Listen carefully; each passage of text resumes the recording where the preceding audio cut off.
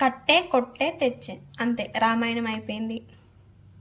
అంటే ఈ 3 పదాల్లో రామాయణం ఎక్కడుంది అంటే, రాముడు వారధి కట్టాడు, రాముడు రావణాసుని కొట్టాడు, రాముడు సీతమ్మను తెచ్చాడు. అంటే రామాయణం అనేది మనం 3 పదాల్లో చెప్పవచ్చు. రామాయణం మన జీవితం మొత్తం కూడా చెప్పవచ్చు. అంటే రామాయణంలో అంత జ్ఞానం ఉందన్నమాట.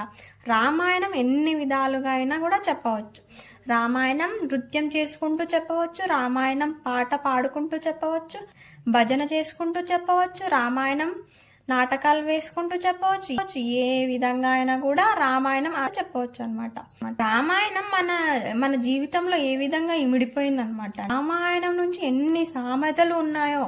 కట్టే కొట్టే తెచ్చే కూడా ఒక సామెత అనమాట. ఏ విధంగా అంటే, అసలు ముఖ్యమైన విషయం చెప్పకుండా మిగతా సోది అంతా చెప్తారు చూడు, వాళ్ళకి ఈ విధంగా కట్టే కొట్టే తెచ్చేలాగా చెప్పురా నాయన అని చెప్పేసి ఈ విధంగా సామెత రూపంలో చెప్తారనమాట.